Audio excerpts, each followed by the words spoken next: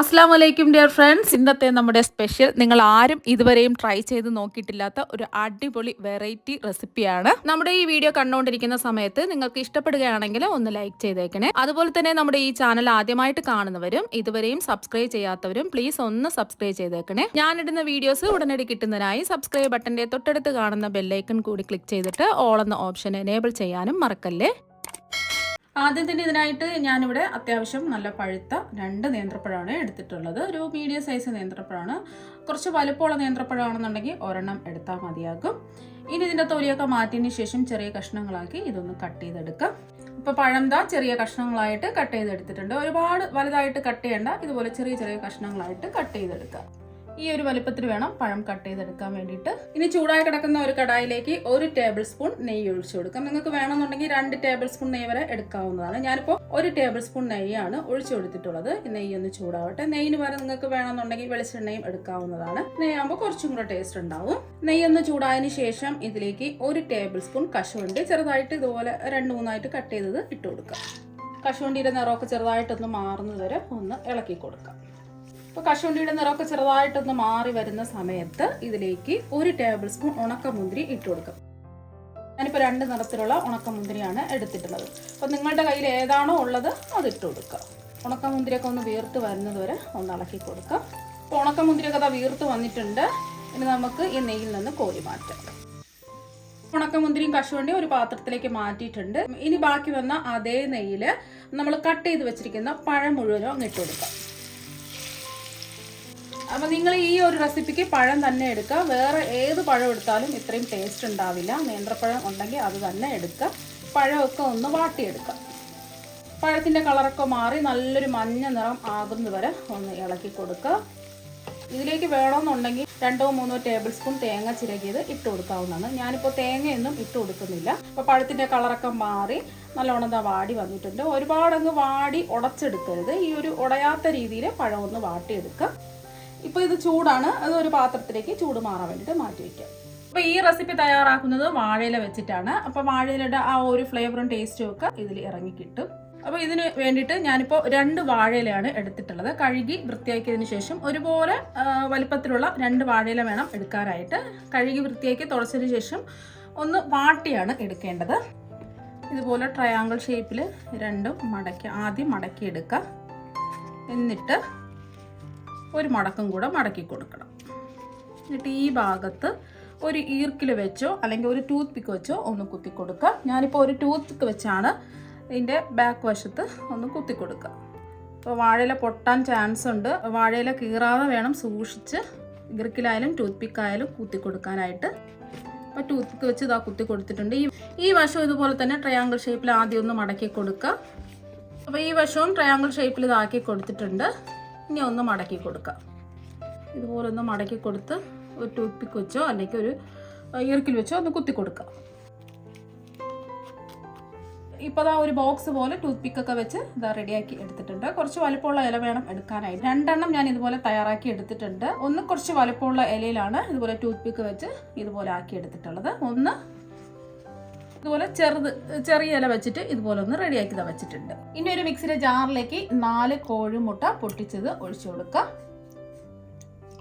ഇനി ഇതിലേക്ക് 2 table spoon തിളപ്പിച്ചാറിയ പാലും കൂടി ഒഴിച്ചു കൊടുക്കുക. നല്ല കട്ടിയുള്ള പാല് വേണം എടുക്കാനായിട്ട്. 2 ടേബിൾ സ്പൂൺ എടുത്താൽ മതിയാകും. കൂടുതൽ എടുക്കരുത്, എന്നാൽ പിന്നെ അതിൻ്റെ പരുവം അങ്ങ് മാറിപ്പോവും. നിങ്ങൾക്ക് പാലിന് എന്തെങ്കിലും അലർജിയോ പ്രശ്നങ്ങളോ ഉണ്ടെന്നുണ്ടെങ്കിൽ പാൽപ്പൊടി എടുക്കുക. പാൽപ്പൊടി ആകുമ്പോൾ 1 ടേബിൾ സ്പൂൺ പാൽപ്പൊടിയിലേക്ക് ചെറിയ ചൂടുവെള്ളം 1 ടേബിൾ സ്പൂൺ ഒഴിച്ച് നല്ലോണം ഒന്ന് കലക്കി മിക്സ് ചെയ്ത് യോജിപ്പിച്ചതിന് ശേഷം ഇതിലേക്ക് ഒഴിച്ചു കൊടുക്കാവുന്നതാണ്. ഇപ്പോൾ പാൽപ്പൊടി ചേർത്ത് പാല് ചേർക്കുകയാണെന്നുണ്ടെങ്കിൽ കുറച്ചും കൂടെ ടേസ്റ്റ് ഉണ്ടാവും. പാൽപ്പൊടി ഇല്ലാന്നുണ്ടെങ്കിൽ ഇതുപോലെ 2 ടേബിൾ സ്പൂൺ പാൽ ഒഴിച്ചു കൊടുക്കാം. ഇനി ഇതിലേക്ക് ആവശ്യത്തിനുള്ള പഞ്ചസാര ചേർത്ത് കൊടുക്കാം. ഞാനിപ്പോൾ 4 ടേബിൾ സ്പൂൺ പഞ്ചസാരയാണ് ചേർത്ത് കൊടുക്കുന്നത്. അത്യാവശ്യം നോർമൽ ഒരു മധുരമാണ്. നല്ല മധുരമൊക്കെ വേണ്ടവർക്ക് 1 ടേബിൾ സ്പൂൺ പഞ്ചസാര കൂടി ചേർത്ത് കൊടുക്കാവുന്നതാണ്. ഇനി ഇതിലേക്ക് മധുരം ഒന്ന് ബാലൻസ് ചെയ്യാൻ വേണ്ടിയിട്ട് 1 നുള്ളു ഉപ്പ് ചേർത്ത് കൊടുക്കാം. ഞാൻ ഉപ്പ് ചേർത്ത് കൊടുക്കുന്നില്ല. ചിലർക്ക് ഉപ്പ് ചേർക്കുന്നത് ഇഷ്ടമുണ്ടാവില്ല. കാരണം എന്ന് വെച്ചാൽ നമ്മൾ ഇതിൽ പാല് ചേർത്തതുകൊണ്ട് ചിലർക്ക് ഉപ്പ് ചേർക്കുന്നത് ഇഷ്ടമുണ്ടാവില്ല. അതുകൊണ്ട് ഉപ്പ് ചേർക്കുന്നില്ല. ഇനി ഇതിലേക്ക് ഫ്ലേവറിന് വേണ്ടിയിട്ട് 1 ടീസ്പൂൺ ഏലക്കാപ്പൊടിയാണ് ഇട്ട് കൊടുക്കുന്നത്. ഇത് പഞ്ചസാരയും കൂട്ടി ചേർത്തത് കൊണ്ടാണ് 1 ടീസ്പൂൺ ഏലക്കാപ്പൊടി ഇട്ട് കൊടുത്തിട്ടുള്ളത്. സാധാരണ ഏലക്ക മാത്രമുള്ള പൊടിയാണെന്നുണ്ടെങ്കിൽ ഒരു 1/4 ടീസ്പൂൺ ഇട്ട് കൊടുത്താൽ മതിയാകും. അപ്പോൾ ഏലക്കയാണെന്നുണ്ടെങ്കിൽ ഒരു 4 എണ്ണം ഇട്ട് കൊടുക്കുക. ഇനി ഇതെല്ലാം കൂടിയിട്ട് നല്ലോണം ഒന്ന് അടിച്ചെടുക്കാം. നല്ലോണം അടിച്ച് പതപ്പിച്ചെടുക്കുക. ഇപ്പോൾ ഒരു 2 മിനിറ്റ് അടിച്ച് പതപ്പിച്ചെടുത്തിട്ടുണ്ട്. പതഞ്ഞിരിക്കണം 2 മിനിറ്റെങ്കിലും ഇതുപോലെ ഒന്ന് അടിച്ച് പതപ്പിച്ചെടുക്കണം. ഇനി നമ്മൾ അടിച്ചെടുത്ത മുട്ടയുടെ 1/4 ഭാഗത്തോളം ഈ ബൗളിലേക്ക് ഒഴിച്ചു കൊടുക്കാം. 1/4 ഭാഗം നമുക്ക് മാറ്റി വെക്കാം. ഇനി ഇതിലേക്ക് നമ്മുടെ നേന്ത്രപ്പഴം ഉണ്ടല്ലോ, നമ്മൾ വഴറ്റി വെച്ചിരിക്കുന്ന നേന്ത്രപ്പഴം ഇട്ട് കൊടുക്കാം. അപ്പോൾ ഫുള്ളായിട്ട് ഇതായിട്ട് കൊടുത്തിട്ടുണ്ട്. ഇനി ഇതിലേക്ക് നമ്മൾ ചേർത്ത് കൊടുക്കുന്നത് കശുവണ്ടിയും അതുപോലെ തന്നെ ഉണക്കമുന്തിരിയും റോസ്റ്റ് ചെയ്ത് വെച്ചതാണ്. ഇത് ഫുള്ളായിട്ട് ചേർക്കേണ്ട, 1/4 ഭാഗത്തോളം ചേർത്ത് കൊടുക്കാം. 1/4 ഭാഗം നമുക്ക് മാറ്റി വെക്കാം.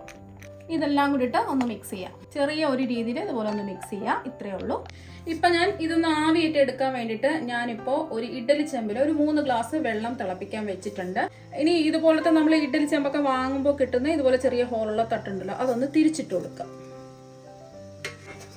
ഇതുപോലത്തെ ഹോളുള്ള ഇതുപോലത്തെ തട്ടില്ലാന്നുണ്ടെങ്കിൽ ഇഡ്ഡലി തട്ട് തിരിച്ചിട്ട് കൊടുത്താലും മതി. ഇനിയാണ് നമ്മുടെ പ്രധാന താരമായ വാഴയിലെല്ലാം സെറ്റ് ചെയ്ത് വെച്ചിരിക്കുന്ന ഈ ഒരു ബോക്സ് പോലെ സെറ്റ് ചെയ്ത് വെച്ചിരിക്കുന്നത് ഇതിൻ്റെ പുറത്ത് ഇങ്ങനെ വെച്ച് കൊടുക്കാം. നല്ലോണം ഒന്ന് തിളച്ച് ആവി വരട്ടെ. അപ്പം വെള്ളം നന്നായിട്ട് തിളച്ചിട്ടുണ്ട്. ഇനി ഈ വാഴയിലയുടെ ഉള്ളിൽ കുറച്ച് നെയ്യൊന്ന് ബ്രഷ് ചെയ്ത് കൊടുക്കാം. നെയ്യൊന്നും ബ്രഷ് ചെയ്ത് കൊടുക്കേണ്ട ആവശ്യമൊന്നുമില്ല, പെട്ടെന്ന് തന്നെ വാഴയില ആയതുകൊണ്ട് ഇളകി കിട്ടും. എന്നാലും ഞാൻ വെറുതെ ഒന്ന് നെയ്യൊന്ന് ബ്രഷ് ചെയ്ത് കൊടുക്കുകയാണ്. നിങ്ങൾക്ക് വേണമെന്നുണ്ടെങ്കിൽ നെയ്യ് ബ്രഷ് ചെയ്ത് കൊടുത്താൽ മതി. എല്ലാ ഭാഗത്തും നെയ്യ് ബ്രഷ് ചെയ്ത് കൊടുത്തിട്ടുണ്ട്. നെയ്യോ വെളിച്ചെണ്ണയോ എന്തെങ്കിലും ഒന്ന് ബ്രഷ് ചെയ്ത് കൊടുക്കുക. അപ്പോൾ നന്നായിട്ട് ഇത് ആവി വന്നിട്ടുണ്ട്. മുട്ടയുടെ കൂട്ട് അങ്ങ് ഒഴിച്ചു കൊടുക്കാം.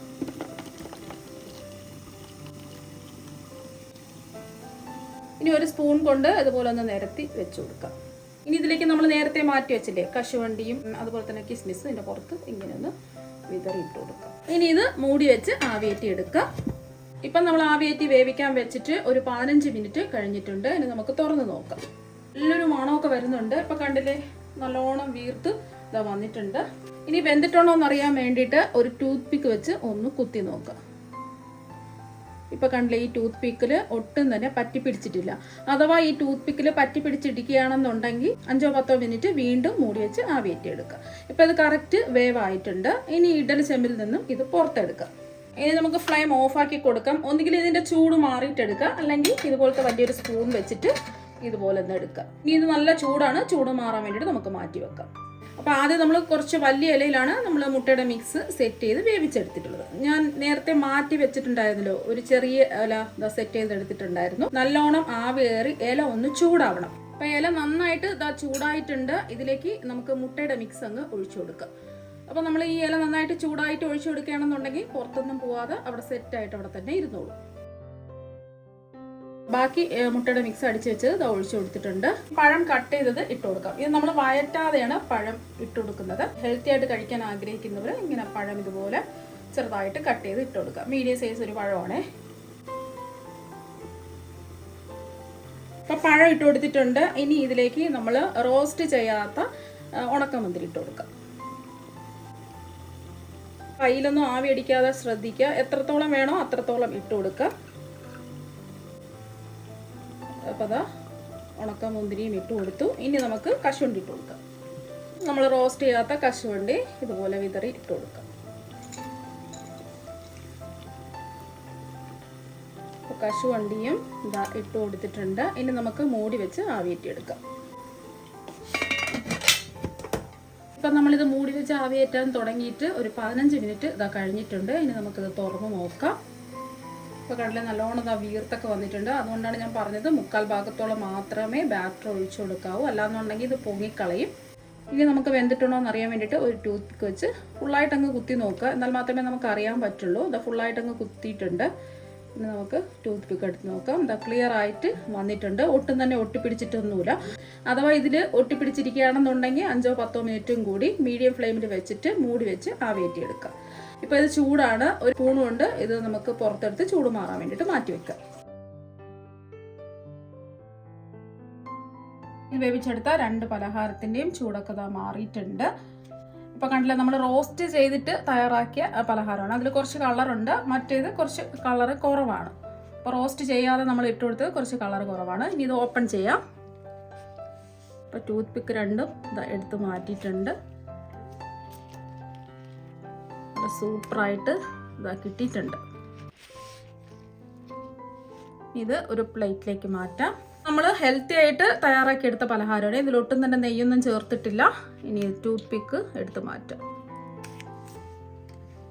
ഇല ഒന്ന് ഓപ്പൺ ചെയ്യാം.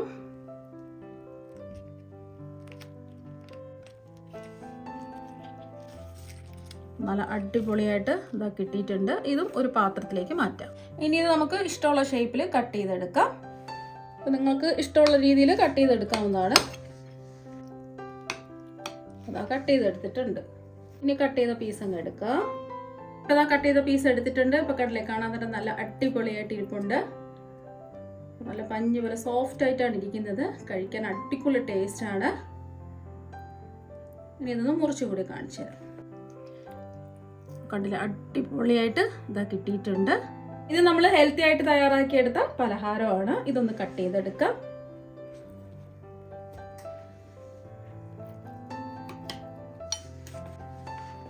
ഈ വശവും ഒന്ന് കട്ട് ചെയ്യാം. പിന്നെ നല്ല സോഫ്റ്റ് ആയിട്ടാണ് ഇരിക്കുന്നത്. അപ്പോൾ അത് കട്ട് ചെയ്തെടുത്തിട്ടുണ്ട്. ഇനി കട്ട് ചെയ്ത പീസ് അങ്ങ് എടുക്കാം. ഇത് നമ്മൾ ഒട്ടും തന്നെ നെയ്യൊന്നും ചേർക്കാതെ തയ്യാറാക്കിയെടുത്തതാണ്. പഴമൊക്കെ വെന്ത് അടിപൊളിയായിട്ടിരിപ്പുണ്ട്. അപ്പം ടേസ്റ്റിനൊന്നും വ്യത്യാസമൊന്നുമില്ല, അടിപൊളി ടേസ്റ്റ് തന്നെയാണ്. അപ്പോൾ നിങ്ങൾക്ക് നെയ്യ് ചേർക്കണ്ടെന്നുണ്ടെങ്കിൽ ഇതുപോലെ ഹെൽത്തി ആയിട്ട് തയ്യാറാക്കി നോക്കുക. ഇനി ഇതൊന്ന് മുറിച്ചും കൂടെ കാണിച്ചു തരാം. അപ്പോൾ നിങ്ങളെല്ലാവരും ഇതുപോലെ ഒരു പ്രാവശ്യം ഒന്ന് ട്രൈ ചെയ്ത് നോക്കുക. തീർച്ചയായും നിങ്ങൾക്ക് എല്ലാവർക്കും ഒരുപാട് ഇഷ്ടമാകും. അപ്പോൾ നമുക്ക് മറ്റൊരു വെറൈറ്റി വീഡിയോ ആയിട്ട് വീണ്ടും കാണാം. താങ്ക്